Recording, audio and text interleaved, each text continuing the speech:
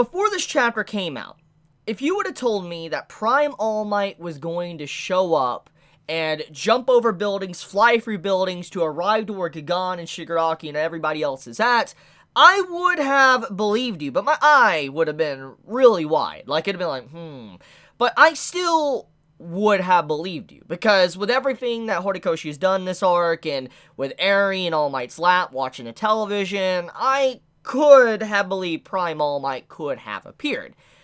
However, if you would have told me that Togata would have appeared in this chapter, in this arc, with his quirk back, I would have been like, no, not happening. I would have said no. However, it happened. And Okay. As a fan, I'm so happy. I'm so happy to have Togata back. Like, I love the man. Like, he's... I cried for this man. Like, I cried for Togata. Like, I legitimately cried for Togata when he lost his quirk and he did what he did in the overhaul arc, when he took the bullet for Eri. I remember crying. I legitimately cried so hard at that. And then when it happened in the anime, I cried again, because it's sad. It's super sad, his character. And I love Togata. He's such a good character, so much potential, and what he demonstrated, I loved him. And, you know, in that final scene when Night Eye and Togata, Night Eye puts his hand on Togata to kind of see his future, because, you know, Night Eye, you know, he wanted to see what was going to happen for someone he had a lot of faith in. He's like, you'll be fine, you'll be okay. And we never really knew the context of that. We never knew the context of what Night Eye saw when he looked into Togata's future many chapters ago. And it kind of seems like now we kind of do. It seems like Night Eye saw this very moment. He probably saw Togata rushing out of the ground, saying, "Power!" and trying to save the day. We don't really know how far Night Eye saw, but at the very least we know he saw this. And I'm so happy. I'm so happy. As a fan, I'm so happy to see the man back, because it's exciting. He literally is such a fascinating character, and he seems so broken, but in reality he's not, just because of how his quirk works. There's just so much training, and how he's kind of made himself. He's built his very body to be able to withstand his quirk. I love everything about him. And so I'm looking forward to seeing him fight the League of Villains, or the Paranormal Liberation Front, and everyone else that's there. I'm excited to see it. But there is something that does need to be discussed, though, and that is the fact that it is definitely something that needs to be talked about. That is the elephant in the room, and that is how. How did Togata get his quirk back? Obviously, the simple answer is Eri. It's the simplest answer is Eri, because we've all known, okay, correction, for a very long time now, ever since Eri's introduction, that she is kind of a plot device. She's someone that can easily make or break said story, because of just how she works. She's someone that can easily get rid of all the ramifications, all the problems within a story. For instance, she can completely fix Izuku's arms and make it any repercussions or things that have weight to it just completely lost. Like, there is no tension anymore thanks to Eri. That is always a problem Eri has had as a character, what she could cause to the series. Because if she is able to fix anything, it makes it really bad in terms of story writing. No one will ever feel tension anymore. No one will ever worry about anything anymore, because it's like, oh, you know, they're going to be okay. Their legs are going to come back, for instance, Aizawa, etc. And seeing this type of element with Togata, it goes into that scariness a little bit more that many fans, myself included, have feared for a very long time. And that is the fact that if Eri is able to use her power to such an extent without really any problems whatsoever, there is nothing to worry about anymore. And that would mean that someone like Aizawa, his leg could come back. Togata, you know, his quirk is back. Izuku, his arms are fixed, his legs are fixed. Prime All Might could come back. The point I'm trying to say is that all problems can easily be reversed. So that is the issue. That is the main issue with Eri being around. And it's always been an issue ever since her introduction. I feel like Horikoshi knows this. I think he's been very aware of this problem for a very long time. And I do feel like he's trying to figure out a way to handle it. I don't know if he has a plan for it or not, but I do feel like he has he's thinking about how he can use Eri and still make it logical for the series. I mean, every individual Quirk user has had some form of weakness. Todoroki, even though he has fire and ice, he does theoretically have a weakness. If he doesn't use his ice style while using his fire, he's going to overheat. If he doesn't use his fire style while using his ice side, he's going to get very cold, and, hypothermia is going to set in. The point is every individual Quirk user usually has a weakness of some form. And when we look at, let's say, All For One, there is a weakness there as well. Even though he's able to take many quirks, you have the cancerous mutation of the Quirk gene literally eroding Shigaraki's very body and mind, trying to take control. So there is always weaknesses. There has always been a weakness with every single Quirk. And seeing Eri, I do hope that Horikoshi is able to come up with something that is able to counter said ability, to make it actually, okay, this makes sense. It's kind of like Nanika from Hunter x Hunter. If you know Nanika, Alika from Hunter x Hunter, and how she's able to, do anything with a wish, but the repercussions and conditions of it, that is a perfect way to handle an overpowered power. And I think that's probably what Horikoshi is eventually going to try to lean towards, trying to balance this in any way he possibly can. But for now, though, let's get back into the main question. How? Did Togata get healed by Eri? If that is definitely the case, when did he get healed by Eri? For instance, we know that All Might was holding Eri when the news was going on. And we know the television broadcast definitely got canceled because of the whole Dabi reveal. So we know that it's very clear All Might isn't watching the television anymore because of everything that happened. And I doubt Eri's going to get really emotional about Dabi reveal because she doesn't really know much about Dabi. So I feel like there's not going to be anything to worry about in Eri in terms of getting very emotional.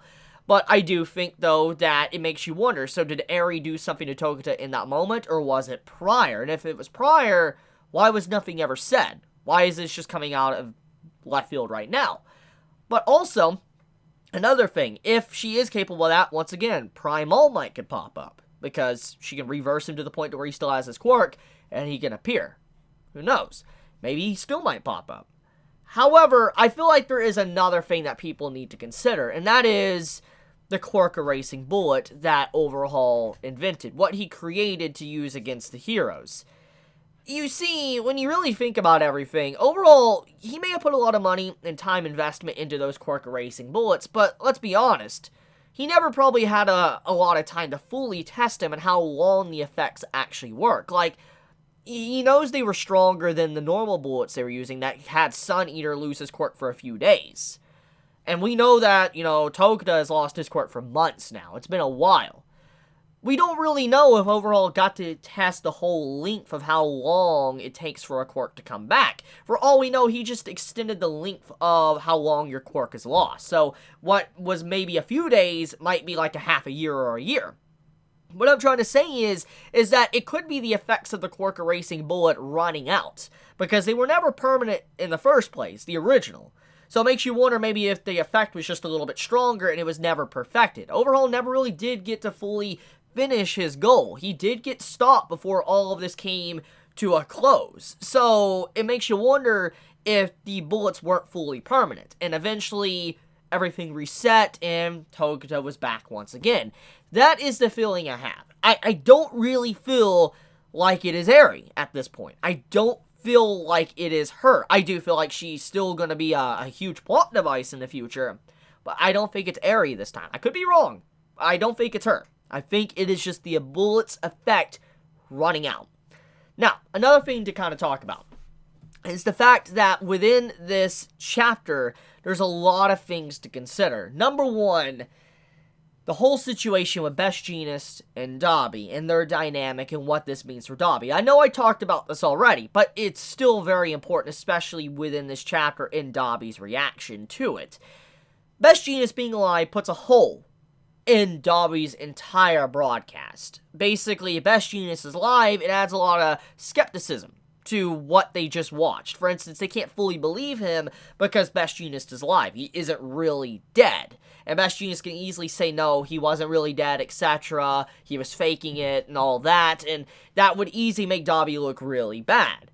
However, it is very strange when you think about the circumstances between Dabi and Best Jeanist. We gotta think about what we just learned. Dabi we don't know the full reasons of how he survived the fire. And, what happened to his body. We don't really know what happened on that night, the full night. We don't know exactly how he survived, why there was a fragment of his jaw still left behind, and why he didn't say anything for a very long time, and also why he knows Hawks. This has not been confirmed. And think about this. Something's telling me the Hero Commission is very corrupt. I don't know if I'm the only one getting that, but think about it. I mean, you literally have Dabi, or Toya, somehow, his body wasn't there, but a fragment of him is alive. But, it's still there. And then, you have it to where he just miraculously disappears. It makes me feel like, for him to know Hawks and understand who Hawks is, he had to have been maybe in the same program as Hawks. But then, to go one step further, how did they fake Best Jeanist's body? I mean, it's been very crafted that Best Jeanist used his own fibers to create a dead body of himself. But even then, to have blood like that and to make it fully realistic to fool someone like, Toya, I don't think Best Jeanist is fully capable of that. So I feel like, looking at everything, the Hero Commission did. The same people that probably faked Toya's death are the same people that faked Best Jeanist's death. People that have the ability to manipulate the media. Think about what's been happening, like what we've been seeing. So, I feel like there is definitely some build-up to another evil behind the scenes that we're not really looking at this time. Someone that has definitely been doing things behind the scenes to manipulate both sides. That's just me. I feel like that is definitely what this chapter was implying, especially with Best Jeanist and then also the Toya reveal. But okay, enough of that. Let's actually talk about Gigan, Spinner, and everything. So, shout-outs to Spinner. Spinner has really grown on me as a character. For him to not really have a really strong, overwhelming ability, he is someone I really appreciate. How he goes with the flow, and how he's actually kind of like a critical thinker and gets the group to actually do certain things at the right moments. Like, how he woke up Shigaraki, and then he also understood what was going on with Gigan, and how he was tiring out, how he was getting exhausted, how he wasn't able to overpower Best Jeanist, was because his objective, his goal, his orders were over. So because he had no orders, he was just like, he was lifeless. He just had nothing to live for. He's like, okay, I'll just sit here. I'm waiting for my next orders. And Spinner realized this, and so he went out of his way. He's like, hey, Shigaraki, you gotta get up. You gotta give Gigan another order. You gotta give this man an order, or we're going to lose here. And he managed to wake him up, which is a big win for the villain side, and also make, Gigan on a path of destruction now. He's like, destroy Gigan. So, basically, he's gonna go on a full-on rampage now. Gigan is not gonna stop. He's just gonna destroy everything around him. So, yeah, in terms of everything, even though it looks like the heroes have a lot of backup and it looks like the heroes might win, I doubt that. Because now there is something that has been hinted at, especially with Gigan now having the orders, is the fact that Best Jeanist is on a time limit. I don't know how many noticed that, but there was a few panels where Best Jeanist was coughing, and you could see, how he felt very sickly, or he looked very sickly. You could just see that he isn't in full health still. He's forcing himself to be there because of the situation. He isn't back to full 100% power, which means that he has a limit right now. If he loses any form of concentration on Gigan, the threads will come undone, and Gigan will go on a rampage, and things will obviously turn really bad for all of the heroes. So I feel like this is a big move right here, is that there is a timer. They have to finish this now. If they do not finish this within a certain limit, Best Jeanist will falter. It really now comes down to endurance right now. Stamina of Gigan and Best Jeanist. That's really what happens now, is that who will break first? Will Gigan or Best Jeanist? And whoever breaks first, that will decide the outcome. However, there is an interesting outcome that could happen. That is, if all of the villains do get captured and they're thrown into Tartarus, and then they plan the prison escape. Because we always assumed the prison escape was going to happen, and it still makes me wonder if that could still happen. If they're all thrown into prison, and then they all break out. And if they break out, then there's even more villains running amok, and the most secure prison that the whole country knows being able to be broken like that would definitely be another blow to Hero Society. So I feel like there is a lot going on, and there's a lot of paths that this series can go right now, and I'm so excited to see where it's going to go. But regardless, there is another thing to talk about. That is Izuku and his inner plight, his turmoil of saying he's useless. This is a really big moment for Izuku, because he broke himself. Once again, he did the exact same mistake that he did against Muscular. And granted, he did save someone against Muscular. He did. But at the same time, because of what he did, and he went so far and broke his very body, he wasn't able to save Bakugo, which resulted in the fight with All Might versus All for One. And we know what happened after that. So, in turn, once again, Izuku commits the same mistake, and he realizes he did, and he's like, why? I need to move, and he even tries to justify that even if he can't move, he should be able to, because of Black Whip and Float, he doesn't necessarily need his limbs. Izuku literally stated that with Black Whip and Float, he could manipulate his very body to probably be able to fight without worrying about his limbs, which is just madness.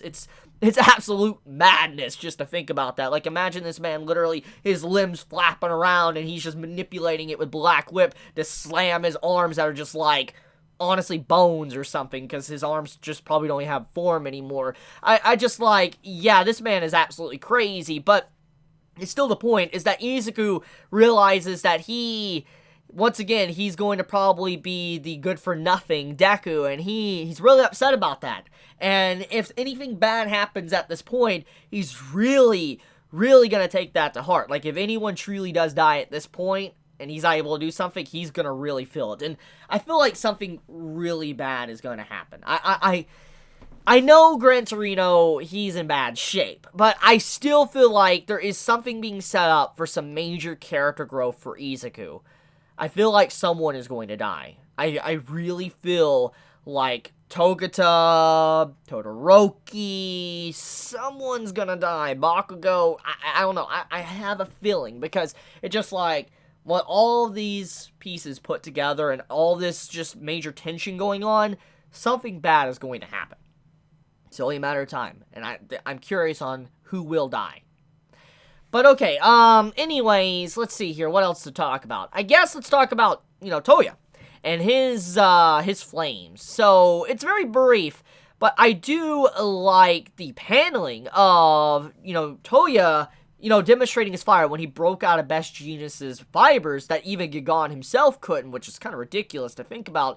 But the entire panel with the fire effect, oh my god, I love that. Like, Horikoshi, yeah, you're doing a good job with this arc. Like, the art is just, mwah, it's beautiful. But there's more than that. We also get a little bit of insight to Toya's mind, his psyche. He admits he's crazy. So, yeah, I do think that this was necessary. It basically lets us know that if it will hurt Endeavor, he will do anything. No matter what, he will do anything if it hurts Endeavor. He doesn't care if it tramples on any relationships he had in the past. He will do anything to hurt Endeavor. That is definitely what I got from what he said to Shoto. So if that is the case, there is something I do need to mention. He says he has no feelings, which is an outright lie. I really do feel like he's lying about that. Because we got to think about what happened a long time ago in the Overhaul arc when, they removed Overhaul's arms, Shigaraki and Mr. Compress. Toya, he got rid of one of those heroes and all that. That was kind of a good hero. And you saw from, Toya's face, he did kind of feel bad about it. He had emotion. It's very clear. If you go back to those panels and those pages from those chapters, I forget the chapter number, but if you go back, you will see that he truly was upset about the dude's death. So it does let us know that he does feel remorse and emotion for certain individuals, or people that he feels that are probably good, but he'll still kill them regardless. So, I don't think when he said that he has no feelings, I don't think that's entirely accurate. I just feel like if it comes down to if he can hurt Endeavor, he's willing to trample on it over anything to be able to hurt Endeavor, even if it means that he has to feel upset or remorse or whatever. So, he is still crazy, but I feel like that entire lie wasn't fully accurate to his actual character. But okay, I think that's, oh, no, that isn't all. Hado, she got fried. Like, she on fire. Like, oh my god. Like, well, she's gonna have some burn marks, is all I'm gonna say. We'll see where that one goes, but there's really not much to say besides that. But anyways, I love you guys. You have a wonderful day or night wherever you live. If you enjoy my content, please subscribe. If you like this video, please leave a like. And with that, Chibi out.